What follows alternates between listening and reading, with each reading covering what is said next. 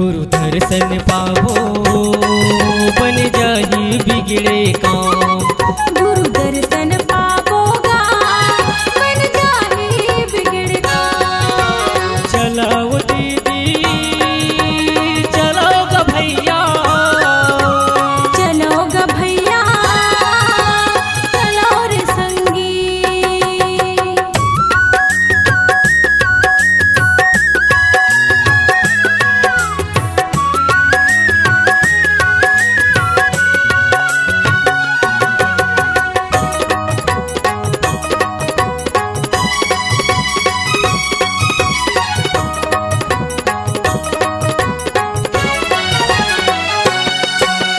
नर नारी सब मिलके जाते गिरौदपुरी के मेला। सब आथे स्वार्थ के कारण कत को हवे गांढोंगी। सब आथे स्वार्थ के कारण कत को हवे गांढोंगी। नर नारी सब मिलके जाते गिरौदपुरी के मेला। सफल हो जाही तोर जीवन गा पावे दुखों से मुक्ति। सफल हो जाही तोर जीवन गा पावे दुखों से मुक्ति। जोड़ ध्वजा नरियर लेके चल गिरौदपुरी के मेला। घन घूमत चारों कतीला गाँव भर जाथे मैं पिल्ला। गुरु दर्शन पावो बन जाही बिगड़े काम। गुरु दर्शन पावोगा बन जाही बिगड़े काम। चलो दीदी चलोगा भैया, चलोगा भैया चलो रे संगी।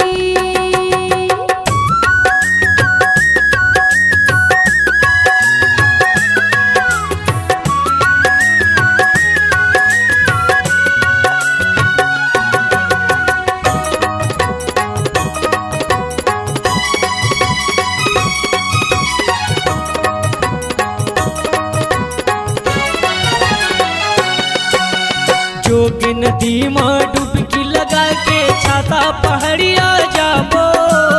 आटा पथरा उखरा मसोजा लगथे गदा कुर्सी। आटा पथरा उखरा मसोजा लगथे गदा कुर्सी। जोग नदी माँ डुबकी लगा के छाता पहाड़ माँ जाबो। देश विदेश के मनखे आथे पीथे अमृत पानी। देश विदेश के मनखे आथे पीथे अमृत पानी। कहे वेद पुराण कुरान तय भज लेना सतनाम। तुहा तर गे कत को चोला नहीं लागे कहूँ लकहेला। गुरु दर्शन पावो बन जाही बिगड़े काम। गुरु दर्शन पावोगा बन जाही बिगड़े काम। चलो दीदी चलोगा भैया, चलोगा भैया चलो रे संगी। गिरौदपुरी है धाम तय भज लेना सतनाम। भंडारपुरी है धाम मैं भज लेना सतनाम।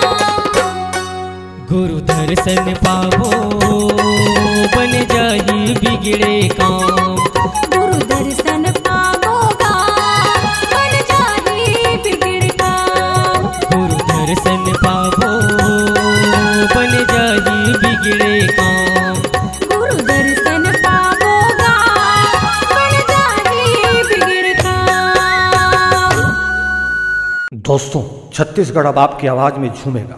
ऑडियो वीडियो रिकॉर्डिंग के लिए चले आइए SLV स्टूडियो चकरभाठा बिलासपुर। सोहन लाल वर्मा जी के द्वारा प्रस्तुत। Phone number 9826740060। आप संपर्क करें।